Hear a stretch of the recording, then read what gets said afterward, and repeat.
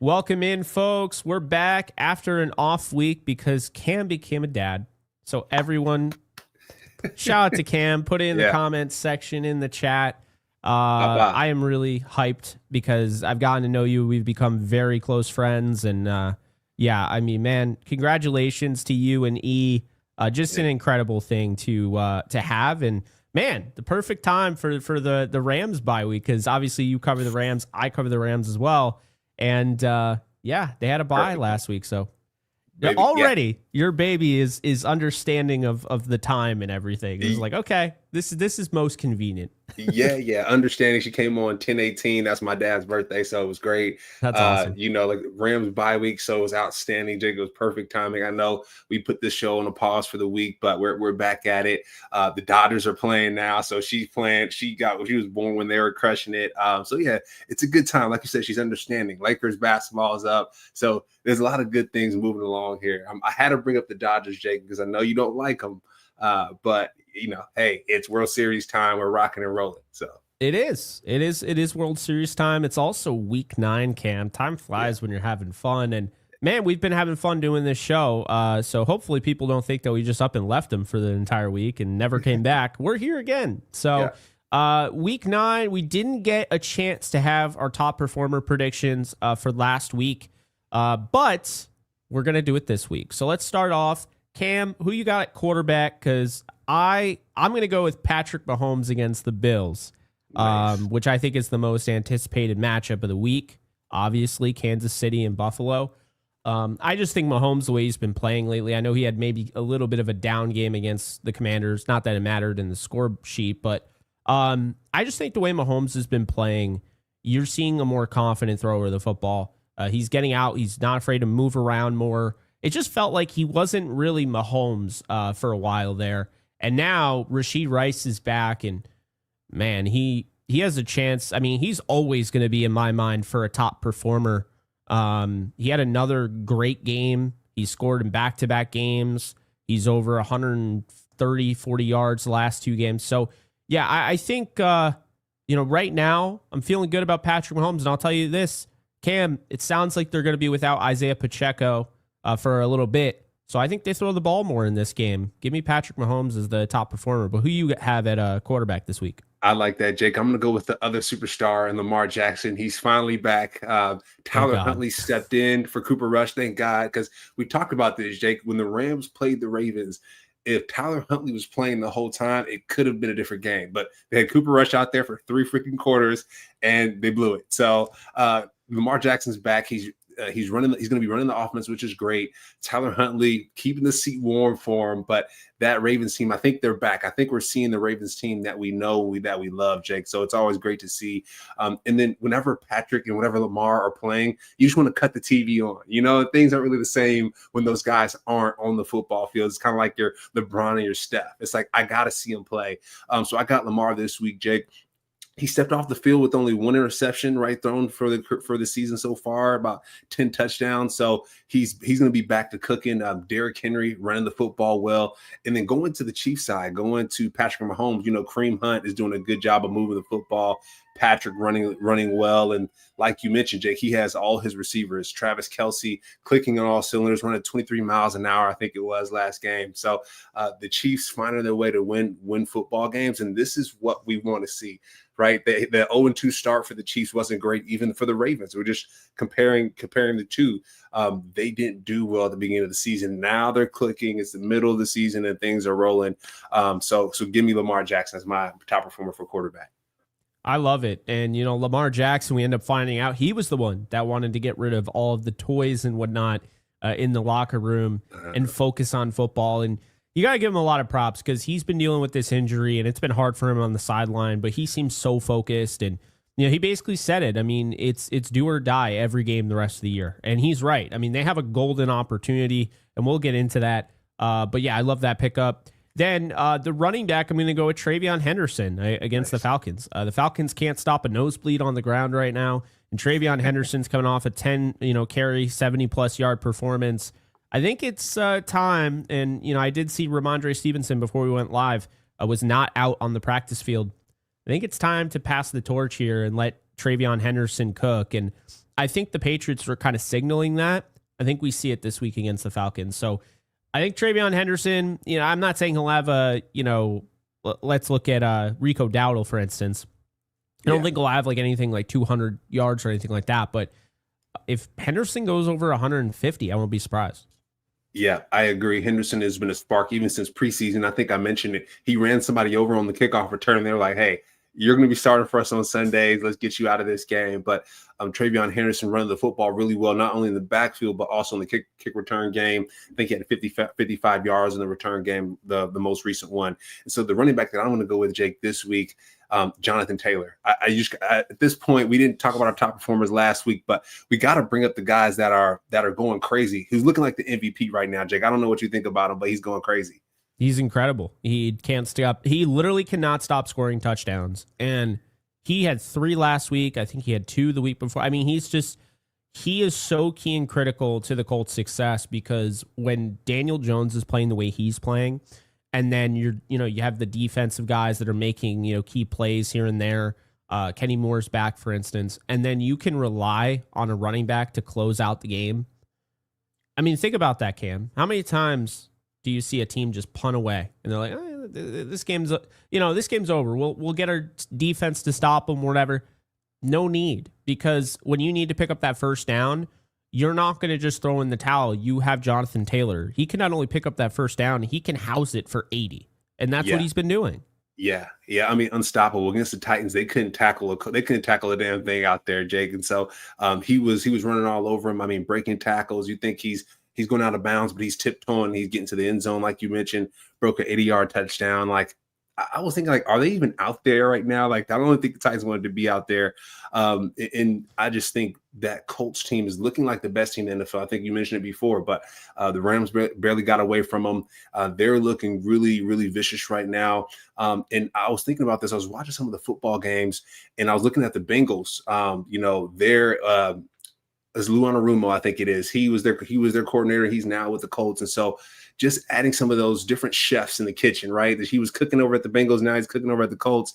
And so that offense at the Colts are benefiting from a strong defense, Jake. And so you get the ball to a guy like Jonathan Taylor, then then Daniel Jones throwing the football nicely to great tight ends like Tyler Warren. I mean, things are looking in their way. And so they have the Steelers coming up this week. Steelers, they're pretty mean up front, right? They can get to the quarterback. So I think Daniel Jones is going to be getting the ball out quickly. But having a running back like Jonathan Taylor is only going to be beneficial for that team. And yeah, man, I got him as my top performer this week. He's been cooking, and I hopefully gets the MVP. I mean, he's looking like Saquon did last year. And so I know Jonathan Taylor was hurt last year, but this year he gets a chance to show the league what he has. Yeah, and it's funny you mentioned that. Jonathan Taylor's a guy that I think a lot of people forgot about, and he had really been dealing with injuries, and now he's, like you said, he's fully healthy, and he's gone back to 2021. I would say he's even better than he was that year, and that's saying something. Moving on to the wide receiver, I had to go with my guy, Travis Hunter. I think he found something against the Rams in garbage time. I don't really care. The Jaguars just got absolutely pulverized. They went into a bye. They had a chance to think about it. Now they're playing the Raiders, okay? And I think that, this is an opportunity here to get Travis Hunter going, with all of the trade rumors going on with Brian Thomas Jr. over there.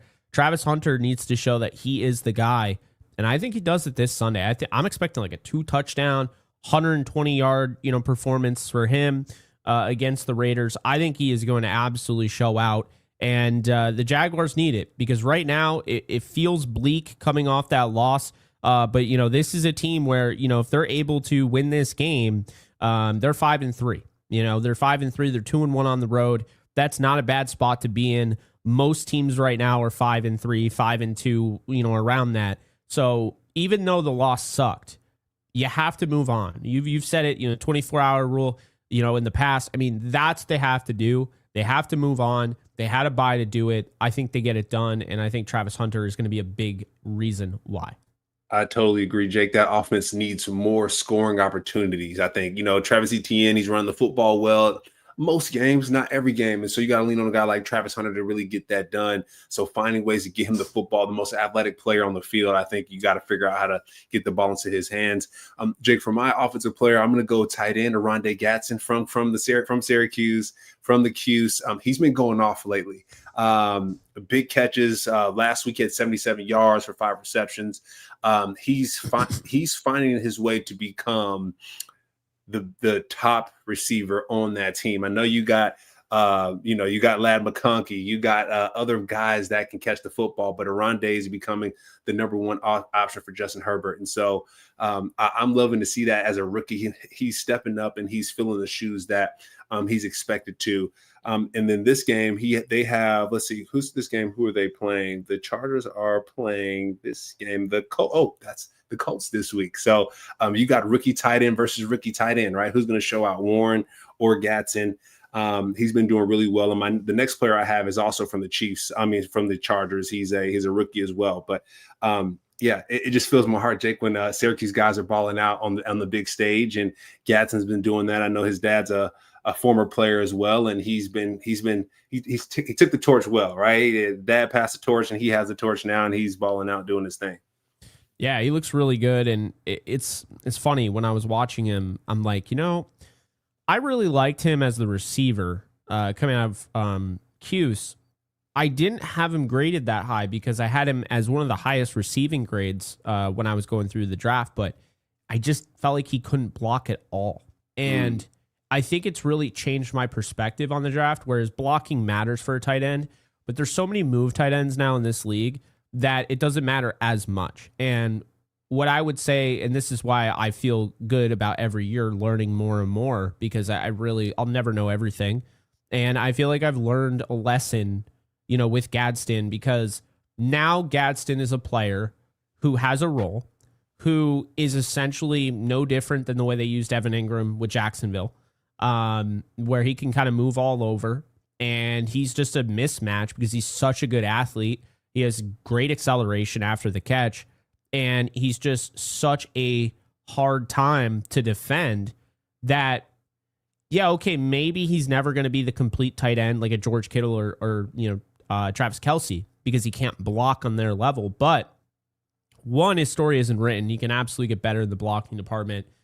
And two, if he is that good and is one of the best receiving tight ends in the draft, that is worth something. So I think moving forward, I'm definitely going to change my stance on that, where instead of like an overall grade, I could have a guy that's like okay at everything or good at everything and isn't terrible at everything. But if I have a guy that's terrible at one thing, but he's the best at another, that guy's probably more valuable more often than not.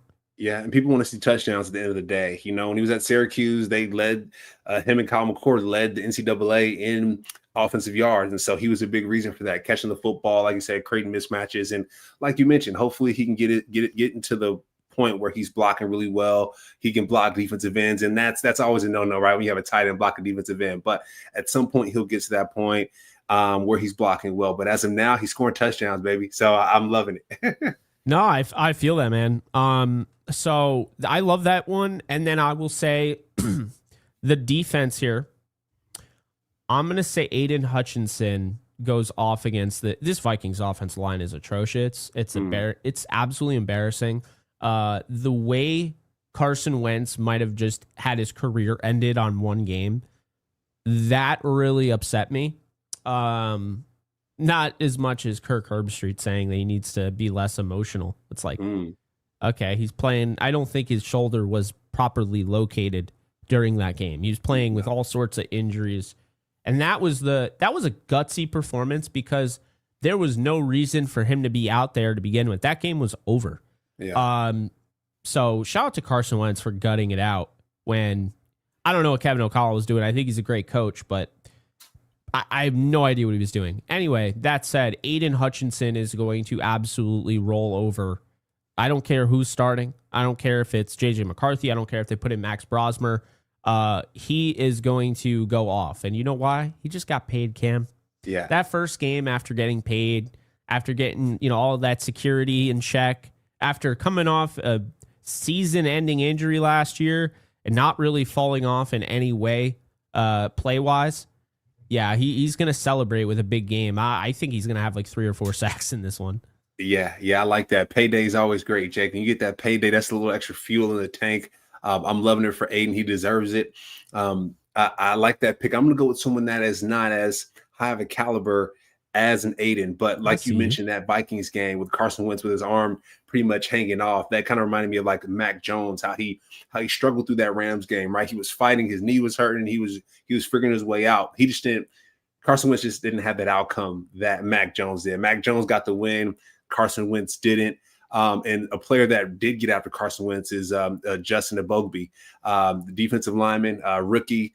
He had 1.5 sacks that game, and he might have been one of the reasons why Carson Wentz was wincing a little bit, because there's the pressure that he was applying. And so I went with the rookie this time because I like to see like the emerging athletes, the guys that are kind of making their way onto the scene. I mean, you gotta just think about that defensive line, right? They came from a Joey Bosa. They have so many guys on that defensive line that can, Khalil Mack, that can make plays. And him lining up on the other side to fill those shoes, that's a tall task. And so he's doing a good job, has 4 sacks so far. And like I said, he has the Colts this week. And so that offensive line is pretty decent. But I think just that momentum from that Vikings game, getting after Carson Wentz, he can do the same thing against Daniel Jones. So I got 2 Chargers on my list here, showing some love to the rookies.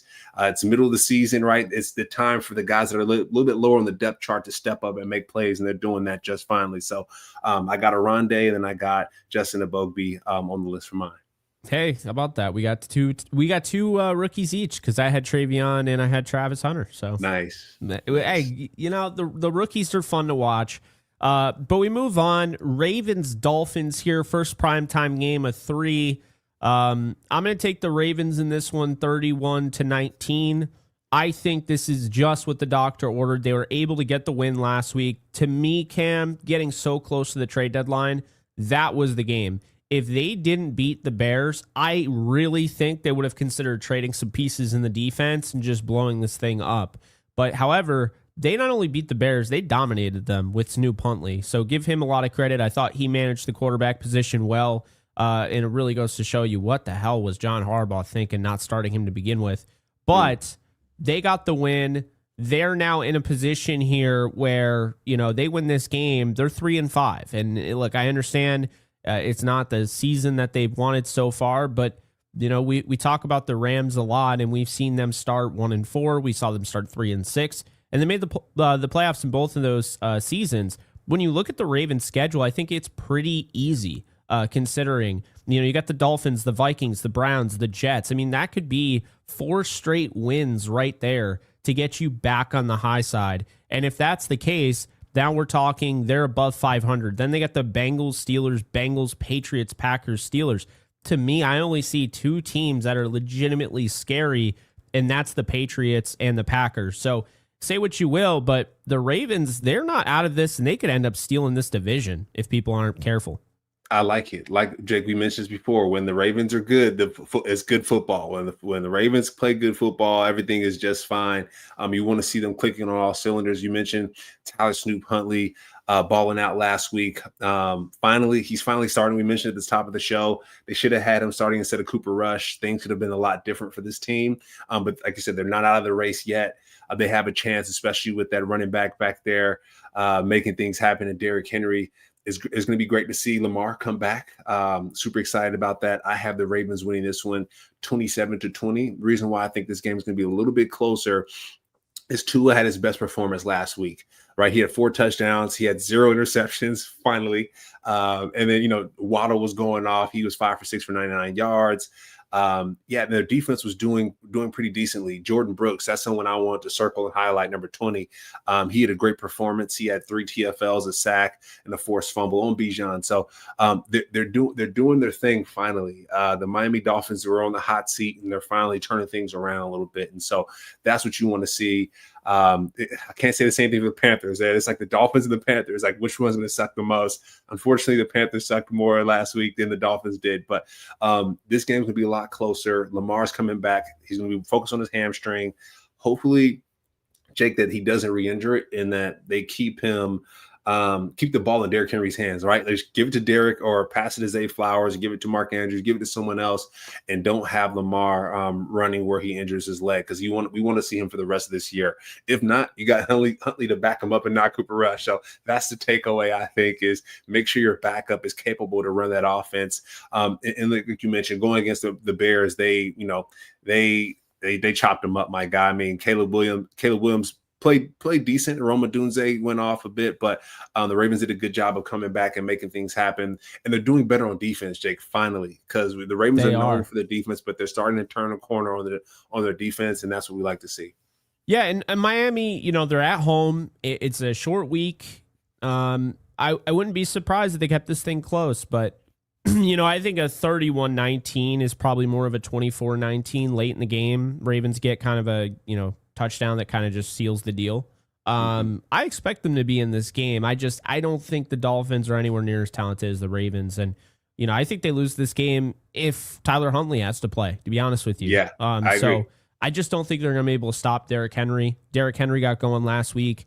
Thought the Bears are pretty decent against the run too. So to see him be able to do what he did, find pay dirt twice, I expect kind of the same thing. And I agree with you. I mean, why have Lamar Jackson go turbo mode when I just, rattled off their schedule? I mean, you want to make sure you get this game. It's a short week. Don't chance anything. If you have to rely on Derrick Henry, you do it.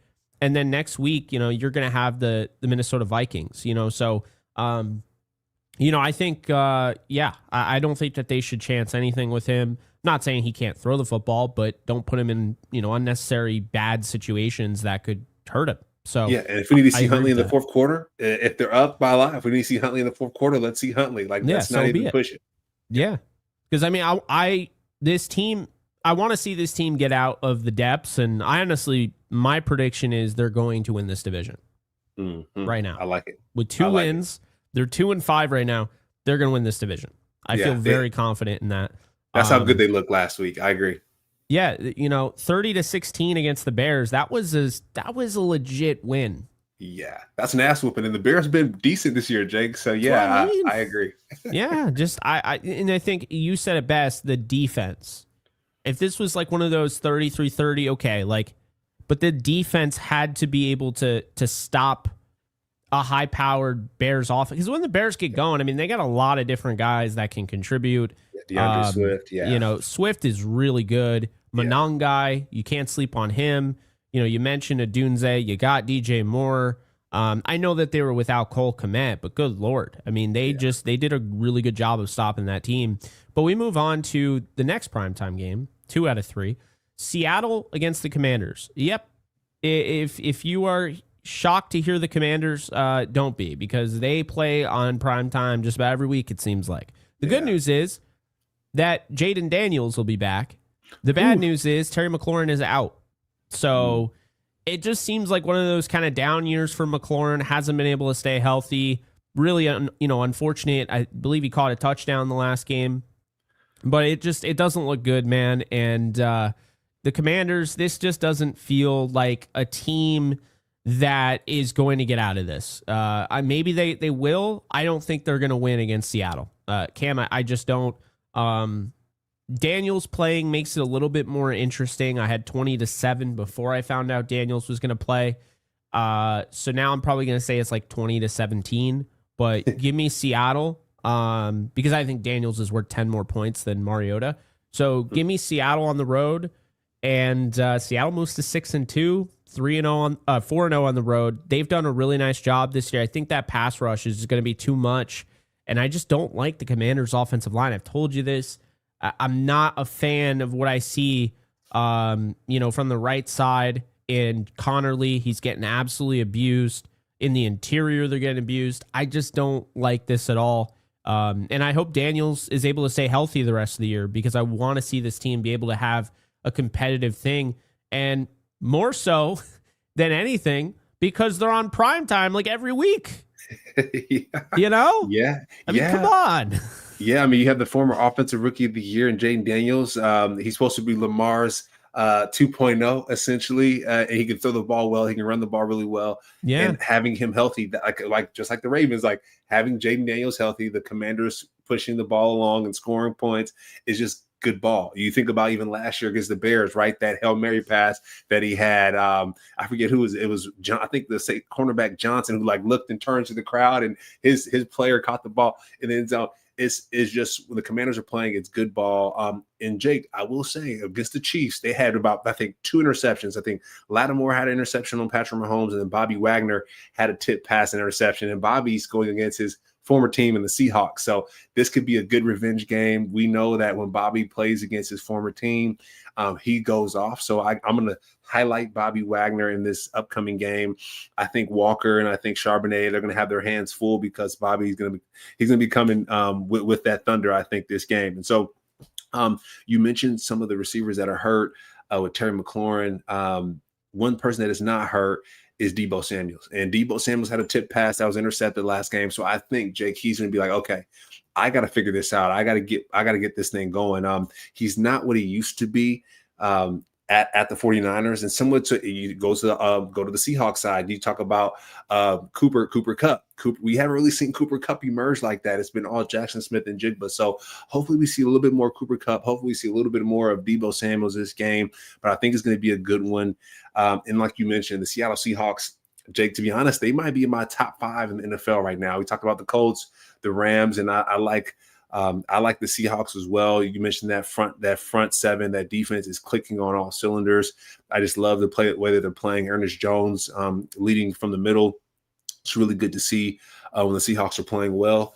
And but yeah, this game, Jake, I'm going to go Seahawks 31, Commanders 21. I think it's going to be a 10-point game.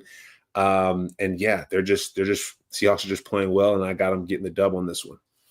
Yeah, Seattle is one of the top teams in the league, I think. I mean, I have them at number 3 in my latest power rankings. So nice. I think that they're very good, and I think they continue to show that they're very good, and they've won in primetime. So felt good about that one. This one I think is going to be a barn burner. I do know who's going to win, but man, it's going to be wild. The Cardinals taking on the Cowboys in Jerry World. The Cardinals have a good record. Kyler Murray, I believe, is 2-0 against the Cowboys in Jerry World. But I'm going to take the Cowboys. I think this is going to be such a fun game. Cowboys don't have a pass defense worth of salt. So I feel like the Cardinals are going to be able to air this thing out. They also struggle to stop the run. And the Cardinals, they're always in it down to the wire. And that's why I struggled picking against them. But I'm going to take the Cowboys because the last time, really, aside from winning, all the Cowboys do is score a lot of points in Jerry World, and they tie. Like 40-40 against the Packers. Yeah. I think we're going 33-30 Cowboys in the Emmitt Smith Bowl. In the Emmitt Smith Bowl. That's funny. I'm going to go, Jake, Cowboys 34, Cardinals 17. Cardinals coming up. Yeah, Cardinals coming off a bye week, which is great. They're going to get rejuvenated. But last game, Jake, Dak, he got embarrassed against the Broncos. He got embarrassed. He threw 2 picks. I think he played so bad they put Joe Milton. He might have got hurt, but they put Joe Milton in towards the end of that game. But the defense couldn't stop a thing. In my notes here, I got the defense can't stop shit. Dak's playing horrible, not playing too well. So Joe Milton came in and threw a nice touchdown when he got in the game. Their defense, they did pick off Bo Nix towards the beginning, so that was great. But J.K. Dobbins went off for 111 yards. R. Harvey, the other running back, went off for 2 touchdowns. So, yeah, the Cowboys can't stop a thing, but I think it's going to be a high-scoring game. You got CeeDee Lamb there. I think he's going to be a good he's back, Jake. CeeDee Lamb is back, and which is great to see. And the other receiver, it's skipping my mind, that the Cowboys have that they brought in, who is crushing it right now. Not CeeDee Lamb, but someone help me out here when I get a chance. Pickens. George Pickens. Pickens, yes. He's been really good. So. George Pickens, CeeDee Lamb, they've been going off. So Dak Prescott, even though he had a down game last game, he's still leading the league in multiple categories on the offensive side. So they're doing well in that one. But I got the Cowboys winning this one. Cardinals, they just been a little sad this year, Jake. They just been a little sad, and I don't know if they can get it done. Like you mentioned, Kyler Murray always fighting to the end, always doing their best to close things out. But with James Conner out, I just don't know. But Trey McBride, though, he's a baller. He can make it happen, but I just don't know if he'll have enough this game. No, that's true. I think this is going to be one of the more fun games to watch. I'm not saying this has any playoff implications, but for a Monday night to kind of end the week, I think this will be a fun one. Speaking of fun, though, Chiefs-Bills, that is the game of the week, without a doubt. This is a rematch. I feel like this is a playoff rematch last 3 years in a row. Right. The Chiefs are really turning the corner. They're 5-3 now, but they have only won one game on the road. And the Bills are 3-1 at home, and they're 5-2. They're coming off a bashing of the Panthers. Now, I'll say this. I don't necessarily feel like, the Panthers, the Panthers that they beat, I don't feel like is representative of the Panthers this week and moving forward. Andy Dalton is not going to start every week. No. So would that game have been different to the point where they would have lost? No, but I think it's a completely different game with Bryce Young. Yeah. So I'm not like all in on the Bills after the 40-6 win. And I'm not all in on the Bills. I actually have them losing this game. I think the Chiefs are going to win 27-23. I think Josh Allen is going to have his best passing performance of the year. I think Patrick Mahomes is going to match him. He's going to be the leading passer of the week. That is my prediction. And I think the Chiefs are going to win this game because the Bills' defense is struggling. Don't let that Panthers game fool you. This Bills' defense is struggling. And in addition to that, their passing attack has been struggling as well. I believe Josh Allen is going to be able to move the football, but I don't think they're going to be able to score a ton of touchdowns. So they ended up with 23, Chiefs 27. I think the Chiefs right now, everyone kind of sees it. If the Colts can't knock them out, it looks like another Chiefs represented Super Bowl in the AFC. But that's where I'm at on that.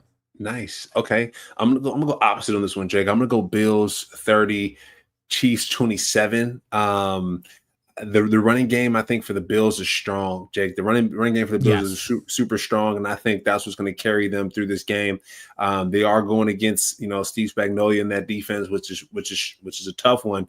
But I like the Bills getting this one. I think it's their chance to overturn the Chiefs and really change the tide. The Chiefs have every receiver healthy, which is great.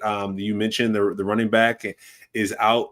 Isaiah Pacheco is out this one, so I think that's going to hurt the Chiefs in this one. They're Kareem Hunt, he's good back, but Isaiah Pacheco, he brings different energy to the game. When he's in the game, you just see like an Energizer Bunny, just rapid movement, and it probably charges everyone else up. And so I got the Bills winning this one. Like you mentioned, their defense hasn't been great. Patrick Mahomes is playing good ball. And this is probably the rivalry of I won't say of the decade, but it's been a great rivalry to watch.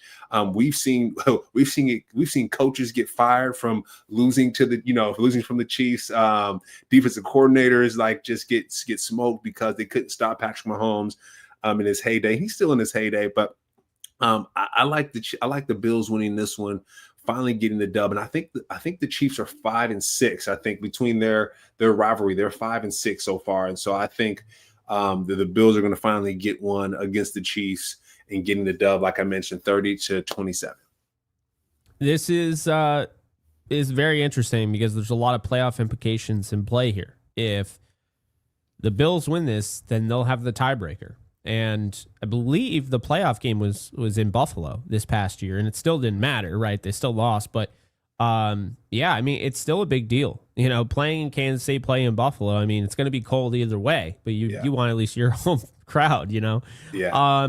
The one thing I'll say, and this is why I kind of went against picking the Bills, because you're right. They're a very dominant run team. They're built to run the football. Can you imagine where they'd be if they didn't pay James Cook? Yeah. That would have been silly. Has 7 touchdowns, over 700 yards rushing. But the Chiefs are really good against stopping the run. And how good, you may ask? The Chiefs have essentially allowed 61 yards per game on the ground the last 3 games. Mm-hmm. So It's going to be tough to run the football now, albeit those blowout scripts and whatnot that the Chiefs have played through. It kind of forces teams to abandon the run. I don't think the Bills will have to abandon the run, but if they do on their own, then they do on their own. But yeah, I like that. And then we move on to the Colts and Steelers game. This was more of a premier game 3 weeks ago. The Colts are 7-1, and the Steelers feel like a team that's fading. I'm not really sold on them. They're 4-3 now. They're not really protecting home field advantage much at all. They're 2-2. The Colts' only loss came on the road to the Rams in a game that honestly they should have won. So I'm going to take the Colts in this one, Cam. 30-24. I do think we're going to get a game out of this. I do think Aaron Rodgers is going to be able to throw on this Colts defense. That their defense is opportunistic, but they give up a lot of yards. This is why Jonathan Taylor is going to be so key and critical to winning that game. I don't think they're going to be able to stop him late in the game, so I'm going to say the Colts win this one 30-24, but should be interesting. Colts on the road is a little bit of an equalizer, but the Steelers aren't exactly a great home team this year. They're 2-2. So, yeah, we'll see what ends up happening. Yeah, I like this game a lot, Jake. You mentioned the Bills and Chiefs being the game of the week. I think this one might be close behind that. I got Colts 27, Steelers 24. The reason why I'm knocking the Steelers down is because of those ugly ass jerseys they wore last week. I mean, they were hideous. Atrocious, man. Atrocious. Crime against humanity.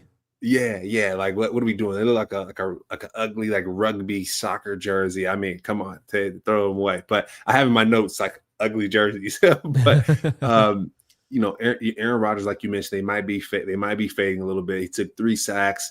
Gainwell turned the ball over. They couldn't convert on first downs. And now that was the major takeaway from the most recent game, Jake, against the Packers. They couldn't win against his former team, and they couldn't convert on first down. So they converted 16. The Packers converted 24. And so they had to rely on Boswell, their kicker, to score them some points. And I don't think that's going to work this week against the Colts. I think they're going to need everything in their arsenal to make things happen.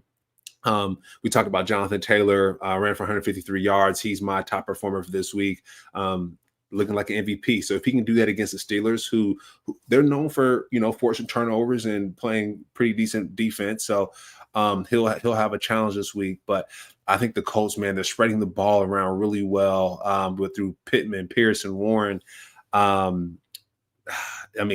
3 touchdowns last week for Daniel Jones. So, he's cooking. I know he took 3 sacks as well, but I think the Colts come out with the W this time. Yeah, I think the biggest concern of mine with the Steelers in this game is, are you going to be what you've been with the time of possession? Because it's just not sustainable. They're second to last in the league. Now, they're way worse on the road. They're averaging 25-57 in a game. 29-35 it goes up to when they're at home. So, they are a better home team. They give up fewer yards, all of that. We'll see.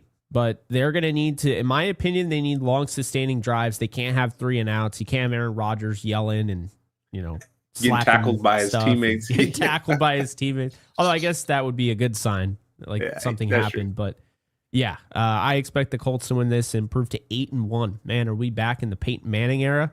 Crazy. Yeah. Wow. Speaking of the Peyton Manning era, how about the other team Peyton Manning played for, the Broncos? Yeah. So the Broncos are headed to Houston. And, look, the Broncos defense just bullied Dak Prescott, who was in the race for the MVP. And now I think he honestly is out of the race for the MVP after that game. They knocked him out. Voters are going to have that one game in their head, and he's just not going to be able to outdo Allen or Mahomes or, so that was significant. But the Broncos are going to be without Pat Surtain for the next 4 games at least, maybe longer. So that means he's not playing in this game. And the Texans just beat the 49ers in an impressive fashion, and they found out, oh my God, Cam, isn't it amazing what happens when you have a bad offensive line and you just dink and dunk your way down the field? What can happen? I'm not saying that is my ideal offense, but when I don't have a pass protection, I don't have a choice. You have different guys. Nick Chubb can make plays out of the backfield as a pass catcher. You could also run the ball with Chubb. But in addition to that, Woody Marks, he's played very well. you have other guys as well. I mean, Braxton Berrios looked good, right? Yeah. 49er fans, like, he goes down, and 49er fans are like, all right, man, just take a breather there. We don't need you back in the game. Like, that's what we're talking about, Braxton Berrios right now. Yeah. You know, Jalen Noel, right? The Iowa State connection between Jalen Noel and Jaden Higgins. And then you have, you know, chain mover Dalton Schultz. So I feel like Houston has enough here, and I'm going to take him in the upset. And here's why. I really feel like Houston has one of the best defenses in all of football. And really, they're just a decent offense. Not even like a great one, but a decent offensive line away from being like a legitimate Super Bowl contender. Their defense is that good. They absolutely like shut down the 49ers. The 49ers could not get anything going, and they tried late in the game. They still couldn't. They stifled them. I also like Houston at home. So I'm going to take Houston here to get back to 500, go 4-4. And man, did you see the over-under in this game is 39.5? I mean, it's two dominant defenses going up against each other. But I think what they did last week is a recipe for success. I understand the Broncos will watch tape on it, try to take it away. I think CJ Stroud is too smart. If you get him out of that whole, macro frame of mind and you make it more micro and you put things in front of him instead of having him be, he's a galaxy brain dude, right? Like he's trying to read every, now you're simplifying the game for him. And it's not that he's not smart enough to comprehend a bigger game. It's that you don't have a choice because you didn't give him an offensive line. You actually took away guys in the offseason. So it's frustrating. It definitely frustrates me as a football fan. But I think CJ Stroud, the weapons they have, and the defense is going to be good enough to steal this one against the Broncos 23-21. Okay, nice. I'm gonna go opposite on this one. Similar to like the Bills and the Chiefs, I'm gonna go opposite on this one, Jake. I'm gonna go Broncos 27, Texans 14. Broncos are number 4 on my list of the power ranking, Jake. I probably might throw the Patriots in there as well. But the Broncos, I think they're too good on defense right now. They just acquired Mercedes Lewis, so he's going to be the oldest player. Is he playing defense, Cam? He's not playing defense, but he's going to help out a young quarterback in Bo Nix. He's going to be able to help out a guy like J.K. Dobbins when it comes to the running game, I think. So I don't know if he'll play this week, but the flex tape meme, man. You had me thinking the flex tape meme. Oh, our defensive player of the year, Pat Surtain, goes down. 41-year-old Mercedes Lewis. Hey, they gotta get some experience on the field, right? People are, things are a little wobbly. They gotta get somebody that's stable, that knows how to guide the ship. So I like the Broncos in this game. Reason being is I think their run game is a bit stronger than the Texans' run game. We talk about the Nick Chubb and the Marks, but J.K. Dobbins, those guys, they're running the football really well. 11 yards last week. Harvey out of the backfield as well, had 2 touchdowns. So I think they're looking solid. You did mention Houston has a top-ranking defense, probably number 1 or 3 in the league. So does the Broncos. You talked about Nick Bonito at the beginning of the year, and I'll never forget it because he's been going off since. He's awesome. They're good. Hufanga back there. Those guys play good football. Bo Nix, he did have an interception that past game. I think I mentioned it to the start of the game, but had 4 touchdowns, 246 yards. He was cooking a little bit, and that defense was suffocating. I mean, like you said, they knocked the cow. They had to put Joe Milton into the game because Dak Prescott couldn't figure the shit out. And so I think it's going to be the same thing for CJ Stroud. You mentioned he's a galaxy thinker. You're seeing like the different things pop around his mind. Like, oh, I'm thinking about this. I'm thinking about that. Yeah. I think the Broncos are going to force more of that, right? He's going to be seeing stars, I think. And the Broncos are really good at applying pressure. So I know it's an away game. It's in Houston, but I like the Broncos. When you need to win in the playoffs, when you need to win away, you got to pack your defense and your special teams. And I think the Broncos do a better job of that than the Houston Texans and their offensive line.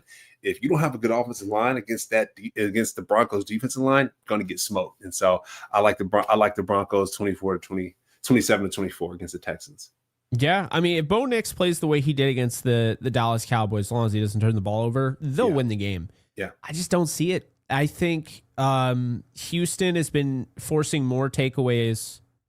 I mean, the last 3 games, Houston is forcing the most takeaways in the league. And Denver, they're like a suffocating defense, but they don't take the ball away. That's where I think the Texans have more of a chance than people give them. If they were Yeah. like one of those teams that's like, really taking the ball away, plus they lost Sertain, like, okay, but they don't really force as many turnovers as you would think. They just really stifle you. So did the Texans. It's going to be an interesting one. Like I said, an over under 39.5 is telling us, Vegas doesn't think this game is going to be a lot of points. Right. Tight matchup. And it's what you like to see. You like to see good ball, and I think it's going to be a good one. Yeah. And so we move on here to the rest of the games, and we'll do rapid fire because the rest. They're not great. There's some great teams playing, but they're not great matchups. This Packers-Panthers game, I did move up the rungs, but it's still part of the rest. Bryce Young is going to play. I'm still going to give the Packers a 27-17 win. But the Packers did lose to Joe Flacco and the Browns earlier in the year, so I guess anything is possible. But this is in Lambeau, so I'm going to go with the Packers. Yeah, same here. I'm going to Packers 30 to the Panthers 17. Rico Dowdle did not go off last game, and so I'd imagine he will this game. Thank God Andy Dalton's not playing. He got sacked 7 times, Jake, so that just goes to that offensive line. They're not that great. Green Bay Packers has Micah Parsons and some guys that can hunt the football, so it's going to be a problem. But yeah, and the defense for the Panthers, I just have my notes trash. Man. Their safeties, DBs, they couldn't tackle a soul, and so I think they're going to have a problem against the Packers for real. Yeah, I do too. And then the Falcons and Patriots, I think it's going to be another blowout for the Falcons. I think they lose 34-17. I think we already mentioned, Travion Henderson. I think he's going to go off. And Drake May is statistically the best deep ball thrower in the league. I think that's where the Falcons are going to struggle. And I think the Patriots are just going to win this one pretty easily. Yeah. So what was your score again for this one? 34-17. Oh, damn. Okay, I'm gonna go 24-17 against the Falcons. Okay. Reason being, it's going to be a little bit closer. Bijan, he's one of the better players in the NFL. I would say probably top 10 players in the NFL. He can catch the ball out of the backfield. He can run the ball. You think about that performance they put against the Bills. I think it was on Monday Night Football. So I think they're going to bring some of that energy that's just to this game. And I like the Patriots still to win it. Like you mentioned, Drake May's playing good football. And Ramondre Stevens, Jake, hopefully he just turns around because he fumbled towards the beginning of the season. He had like those 2 fumbles and he kind of like fell off a cliff. So yeah, hopefully he can find his way back up this game. He didn't practice today. So I think, and then I saw, there was something out there like, hey, I know the Patriots have traded away 2 talented guys, but they were not their guys, and they're still trying to buy at the trade deadline. So one thing was mentioned is they could go after a running back and upgrade. Oh, I mean, Ramondre. Those fumbles hurt, Jake. Yeah, they did. And, I think on the flip side of it, when you're in New England, you're a stifling run defense. I don't think people realize New England is number 2 against the run this year. The last 3 games, they're giving up only 60 yards on the ground. Again, blowout script, teams just having to throw the whole game, kind of taking away the run. But still, it's there. Vikings-Lions, I think when the schedule makers made this, they probably thought this was going to be a much better game than it is going to be. J.J. McCarthy is going to Ford Field to make his return from a long absence behind a patchwork offensive line. Yikes. Yeah, I don't like that one. I'm going to go Lions 38-13.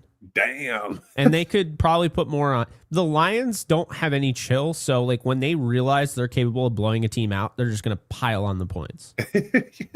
That's cold-blooded, Jake. I'm gonna go. You said 38-13. Yeah. I'm actually wondering, I want to ask you this. Yeah. Justin Jefferson is one of the best receivers to ever grace the game. Yeah. How bad does it have to get for him to just be like, guys, I'm out? You need to trade me. Well, Jamar Chase, I think, went through that this year, right? Yeah. He went through that this year. Thank God Joe Flacco went over there, but he was going through something very similar. So I think for a guy like Justin Jefferson, he's going to have to find some patience. Carson Wentz isn't a horrible player. Like you mentioned, that offensive line is struggling. JJ McCarthy's finding his way. And so you just cross your fingers and hope that you look over at Sammy D and you're like, what the hell are we thinking? Yeah, what's going on here? Or you look and say, "Hey, Kirk, can you come back over here and save?" I'd like to season? see that. I don't know if it's going to work. Kirk could be over the hill. He absolutely could just be over the hill. The injuries have just been too much, but well, the offense line still sucks. He has no mobility. Yeah. I mean, look at Joe Flacco, though. Joe Flacco went to the Bengals and started cooking people, That's true. So That's true. We'll see. But Kirko, hopefully that they find a way to get him over there. But Jake, I agree. I got the Lions winning this one 28-17. Their run game is too strong. Amon-Ra St. Brown is one of the better receivers in the league. Sam Laporta is going off. So what I will say, though, Jake, is don't forget that Brian Flores is still coaching that defense, and the Vikings defense, they get after people. So it won't be as too far of a gap, but I got the Lions winning this one. And then we have the 49ers taking on the Giants. You have to feel for Cam Scatterbo. I really have no idea how that injury occurred, but his ankle was dangling. And he had successful surgery, and sounds like he'll be ready for the offseason program. But good Lord, that's a guy that's like a heart and soul type of guy for your football team. And of the NFL. Yeah, I mean, I'll tell you right now, I think Tyrone Tracy is a better running back. I think he offers more. But what you're losing in Cam Scatterbo in the locker room, on the sidelines, right? I think it's severe. And a young team like the Giants are either going to die or they're going to, punch up a little bit above their weight class after this and kind of have a little bit of a sense of inspiration. They still have Jackson Dart. I expect him to be competitive. I think Jackson Dart could throw it all over the yard in this game because the 49ers have been struggling in the past. But I'm going to take the 49ers here at cursed MetLife Stadium. Hopefully everybody stays healthy, gets out of this one unscathed. Yeah. I feel like any time an NFC West team goes to the MetLife Stadium, there's always a significant injury. They lost Nick Bosa a few years back. The 49ers did. So another MetLife game. We'll see what ends up happening, but 49ers win 24-14. 24-14, Jake. I got 49ers winning this one 28-21. Reason being, you said injuries, and I looked at Christian McCaffrey. I'm like, please do not let Christian get hurt this game. Lord. We don't want that. Christian last game, he did get stifled. He went 25 yards rushing, and I think he's probably pissed about that because Saquon came to the Giants, and he had his get-back game. We talked about this the previous one. He didn't have it, but this game, last game, he went 14 carries for 150 yards, Jake. So he went off. His longest was 65. And then Tank Bigsby went off as well. We talk about that Jacksonville Jaguars team. They traded him to the Eagles, and Bigsby found his way to run the football really well. He had 104 yards. So clearly the Giants defense can't stop a soul. The defensive line is pretty decent, but that front seven, not so much. And so I think Christian McCaffrey is going to have a field day, not only running the football, but catching the football. George Kittle is back. And so that's always great for the tight end universe. He had a nice touchdown last week. So I got the 49ers winning this one. I mentioned 28-21. And dude, Malik Neighbors out, Scatterbo's out. Like it's tough. It's tough for the Giants. You mentioned they're cursed. It is Halloween. Halloween is coming up, so shit gets spooky out here. Yeah, man. And I'd like to see the Giants win this game and make it a competitive. I mean, they win this game, they're 3-6 still, so it's not easy to get out of that. But that would mean they're 3-1 at home, and that would also mean that they have 4 more games at home. And now you start to look, if I could steal a couple road games and I win out on my home schedule, I got 7 wins, road games at 9. That's how you turn this into something. And so, them beating the Eagles the way they did, I feel like that is going to, potentially put them in a position. And obviously, if they played the Broncos better, they'd be in a better position. But yeah, I don't think the Giants are an easy win. But I don't think that they're going to blow teams out. I think they're going to have to earn it every week, and losing a guy like Scatterbo that can really wear down a defense late in games, that is now a shift where you're going to have to change things up. They did get Darius Slayton back, so we'll see if that helps them. He did have a touchdown taken away on some bullshit against the Eagles, shocker. But, yeah, I mean, I think that the biggest issue for them is the run defense. And I think Christian McCaffrey will go off in this game and will be enough to propel the 49ers ahead of them. Bears, Bengals. Bears are coming off a loss that I don't think they expected. I don't think anyone expected them to lose that game. Yeah. And they did. And they lost it 30-16. I have them winning 24-16 against the Bengals. I don't know what's going on with Joe Flacco. Is he going to play? Is he not going to play? It sounds like he's not going to play. Sounds like we're back to Jake Browning. Jake Browning is a good backup in the league, but I don't want him starting. Right. And when I say that, Cam, I'm not talking about a good backup. Like, okay, now that my guy's out, this guy can hold down the fort. I mean, he's good to throw in a moment's notice. Yeah. He can play. Third quarter, you need 3 minutes. He's not like a Tyler Huntley or Snoop Huntley. Like, he's not going to take over a game and win a game for you like that. No. So I don't like this one for the Bengals. I know it's in Cincinnati. Give me the Bears, and Cincinnati's the worst run defense in the league right now. So I'm expecting Swift and Monangai to go off. I mean, I like, that's the thing. I was close to picking Swift over Travion Henderson, but they've been using Monangai more. That I think, like, combined, these guys are going to go over 200 yards. Cincinnati has allowed over 184 yards on the ground the last 3 games. Yeah, they're missing Lou Anarumo. They're missing him big time. And I wrote that in my notes. I'm like, oh yeah, the defense is porous. I wrote that down, Jake. I'm like, this defense is porous. They're letting a lot of things get through, and it's not great. DeAndre Swift, like you mentioned, I think he's going to really go off this game. And if Joe Flacco's not playing, they're in some trouble, brother. So I'm going to go Bears 21, Bengals. I'm going to go 7, bro. If Joe Flacco's not playing, the fool's going to get 7. I might have to sit Jamar Chase because I don't know if he's going to get the football this game. So it's sad to say, but he's one of those guys. You play him, you ride it out because garbage time exists. Yeah, right. That's true. Throw him the football just to make him happy, let him run and do some things. But yeah, Jamar Chase, hopefully he can find ways to get success, but if not, it's okay. But yeah, Chicago, I think Rome Odunze, he's clicking. Caleb, sometimes he makes, silly mistakes. He threw interceptions towards the end of the game last game, but Cairo Santos, he's scoring a lot of points for the Bears, and I think he'll have to do that again this game. But DJ Moore, some nasty one-handed catches. They're just clicking, and that defense didn't do well last week against the Ravens. They let up a lot with Henry and Huntley, but I think this game, though, they'll find a way to get the dub.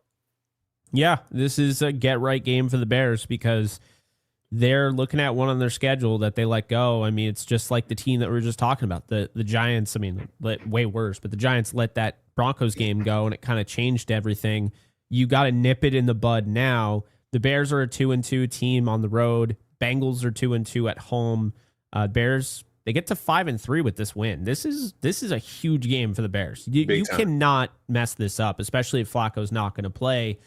And speaking of a game you can't mess up, the Rams, coming off a bye, are 5-2 after bludgeoning the Jaguars in London, and they are playing the Saints. Now, the Saints have been a sneaky team. They've been competitive in most of their games, but they're starting Tyler Holy Shuck. He's making his first, start of the year on the road.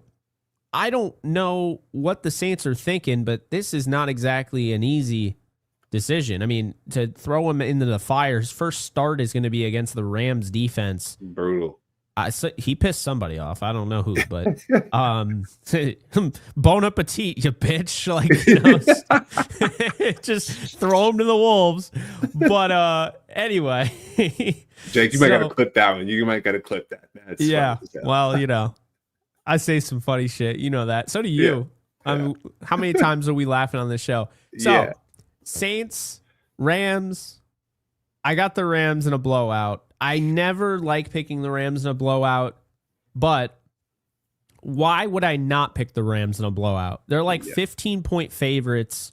I mean, the last time that they were favored that much was the Jets game, I believe, that they lost in 2020. And I remember Sean McVay on his coaching show is like, people are going to say what they will, but he's like, the Jets are a good football team. And they were the worst football team in the league. But he had respect for them. And they ended up winning that game.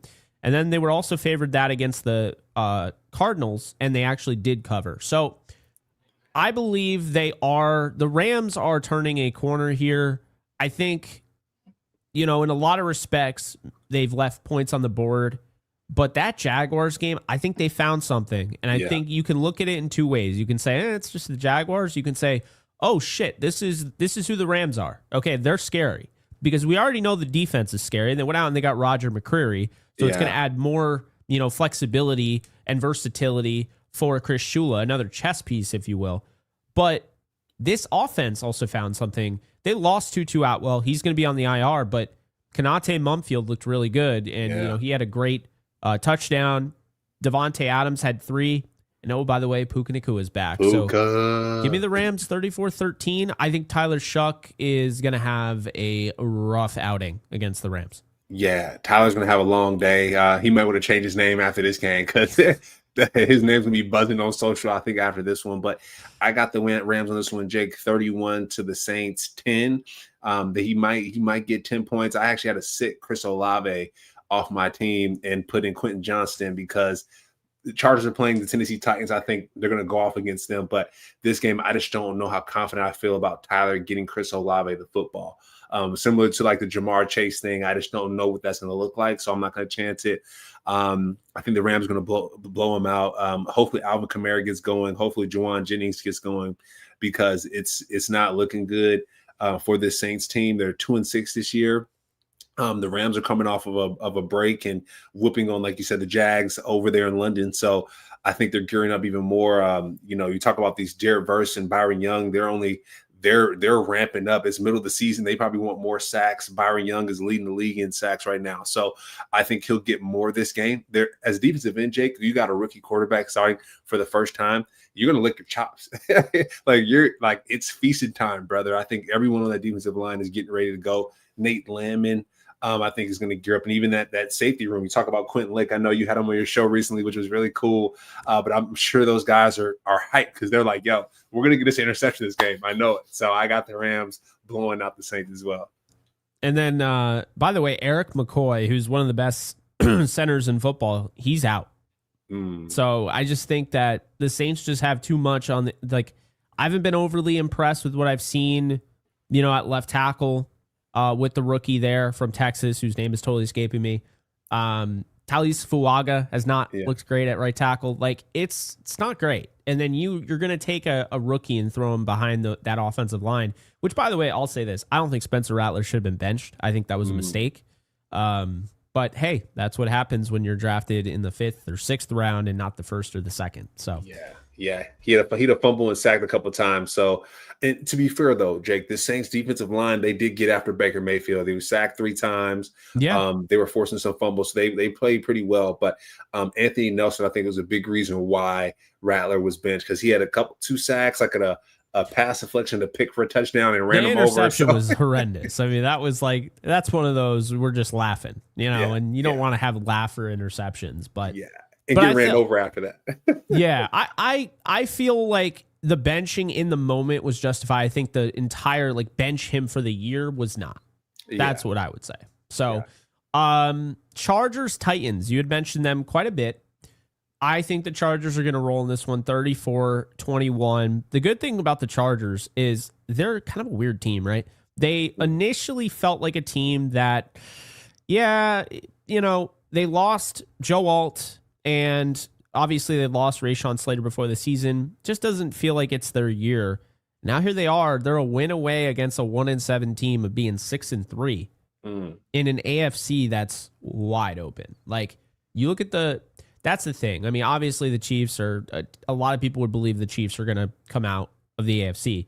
You look at the NFC, it's a hellscape. All these teams are 5-6 wins. It's there's going to be probably a 10 or 11 win team that doesn't make the playoffs. Whereas the AFC, there might be a 9-win team. So it's an opportunity. And if that was the case, then the Chargers are 3 wins away if they win this game from being in the playoffs. So, I think they win this game 34-21. I think right now, the Titans, I thought they could have played upset in this game. Here's why I don't believe that anymore. Trading away Roger McCreary, I think it sends a really bad message. There's not a lot of guys that Denard can work with, their defensive coordinator. So, even he said, Denard Wilson was like, I don't really, it's like, I wasn't expecting to not have my 3 guys. L'Jarius Sneed's on IR. Brownlee is balling with the Jets. And now McCreary's with the Rams. It's like, so I think it just, sends a really bad message. It sends a we're giving up on the season message, and they don't protect home field, Cam. They're 0-3 at home. So, yeah, give me the Chargers in this one.